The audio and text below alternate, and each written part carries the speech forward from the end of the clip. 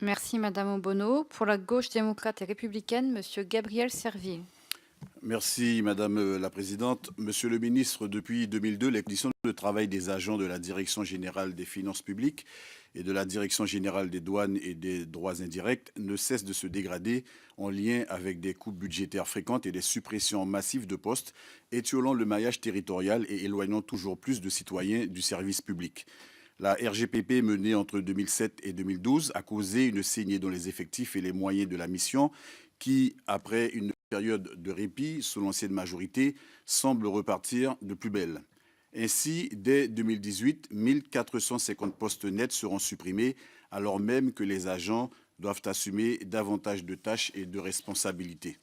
Pour ce qui est de la Guyane en particulier, vous diminuez de 600 000 euros les crédits alloués à la DGFiP et de 830 000 euros les crédits alloués aux services de douane. Réduire le budget de la DGFiP Guyane, c'est méconnaître les défis qui se posent sur ce territoire en raison de l'explosion de sa démographie.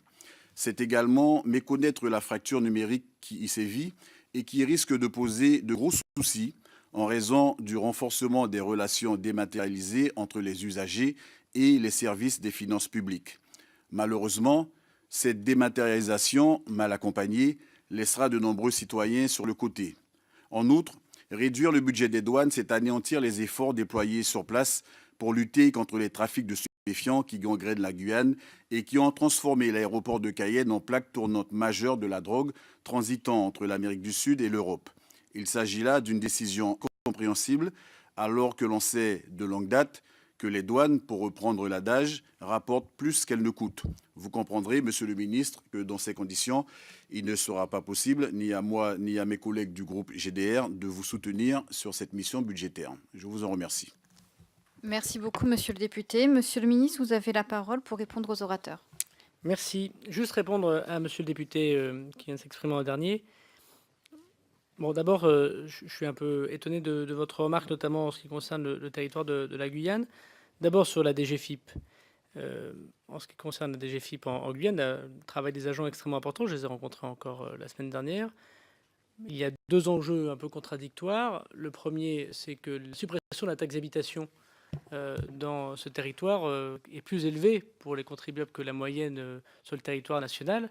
Et à ce titre, il y a sans doute une réorganisation à avoir dans la direction départementale des finances publiques localement, puisque ceux qui s'occupent de la taxe d'habitation, qui est la première question que posent les citoyens lorsqu'ils se rendent au bureau des impôts sur le territoire de la Guyane, va donc s'annuler dans la mesure où vous avez voté, la représentation nationale, monsieur le député, la suppression pour 80%, c'est-à-dire pour la quasi-intégralité des citoyens français en Guyane, de la taxe d'habitation. En revanche, l'un des enjeux très importants que doit faire, et une mission d'inspection va être envoyée dans les prochains jours en Guyane, est l'évaluation du domaine public, puisque l'une des difficultés du territoire de la Guyane, notamment dans le cadre des échanges fonciers, et si j'ose dire, prévus dans les accords de Guyane qu'avait signé François Hollande, c'était des centaines de milliers d'hectares donnés notamment aux Amérindiens. Et cette difficulté, c'est qu'on ne connaît pas l'évaluation ni même le bornage parfois exact de ce terrain.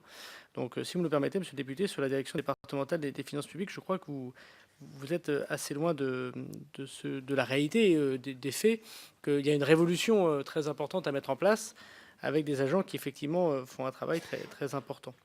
Sur les douanes, permettez-moi de vous dire qu'on peut mettre 10, 15, 20, 100, 200, 300 douaniers en plus. Hein. Ça, c'est pas ça qui va régler le problème de l'aéroport de Cayenne, qui est effectivement devenu un lieu très important de trafic de drogue. Parce que c'est quoi le véritable problème des douaniers à l'aéroport de Cayenne? C'est que ce sont des mules, c'est-à-dire des personnes qui avalent un certain nombre de sachets de drogue. Ces mules, il faut d'abord trouver un appareil qui puisse se permettre de constater qu'ils ont cette drogue en eux, ingérée en eux. D'abord, il y a sans doute des petits problèmes administratifs qui font que l'appareil qu'on a pu commander dans d'autres ministères ne correspondent pas exactement à ce qui est demandé par les douaniers. Donc il existe de l'argent public dépensé, parfois très mal dépensé, ce qui doit peut-être tous nous inspirer à mieux dépenser et parfois dépenser moins. Et puis la deuxième des choses, c'est l'organisation concrète du travail. Aujourd'hui, que font les douaniers? Ils interceptent une personne qui a des sachets de drogue ingérés, et ils l'amènent à l'hôpital.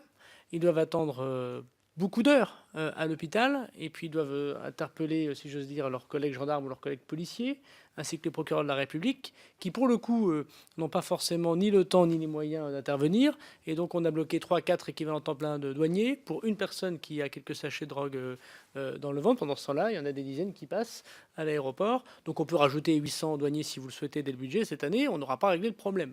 Donc vous voyez, c'est vraiment typique. Votre intervention, je la comprends, je ne dis pas qu'elle n'est pas légitime, mais elle me semble être très loin de la réalité de la vie administrative. Et la demande de toujours plus de moyens démontrerait que je pourrais être très content devant vous de vous les présenter, sans que ça ne serve ni la lutte contre les stupéfiants, ni le territoire de la Guyane, ni celui des agents.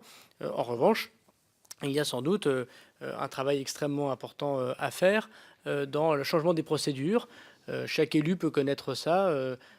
Parfois, il faut gagner des équivalents temps plein avec des procédures plus simplifiées. Quand vous êtes maire et que vous avez des agents, des personnes qui sont ivres sur la voie publique et que vous avez des policiers municipaux, et ben, au lieu de rajouter 10 policiers municipaux pour gérer les personnes qui sont ivres sur la voie publique, qui passent 7 heures à l'hôpital de Tourcoing, ben, vous faites une convention avec le procureur, avec le directeur de l'hôpital pour dire ben, il y a une file d'entrée particulière, ce qui permet de gagner 6 heures d'équivalent temps plein de policiers et de ne pas recruter des gens en plus. C'est sans doute ce qu'on appelle la transformation de l'État. L'augmentation générale de la dépense publique depuis 30 ans dans notre pays n'a pas réussi à démontrer, alors qu'on est à quasiment 100%, n'a pas réussi à démontrer, me semble-t-il, son efficacité dans la politique publique, puisque chacun démontre ici dans ses prises de position que tout est paupérisé, que c'est très difficile et que tout le monde se plaint. Ben, ça correspond à une augmentation généralisée du budget. Peut-être qu'on peut faire autrement et regarder les choses plus pratiquement. Je suis un petit élu local, mais il me semble qu'il vaut mieux être concret que dans les grands discours. En tout cas, pour la Guyane, je crois que la démonstration est faite que c'est pas forcément, même si ça peut passer par des moyens, pas forcément des moyens supplémentaires qui changeront quelque chose pour le territoire guyanais, notamment pour les douaniers. Madame Obono,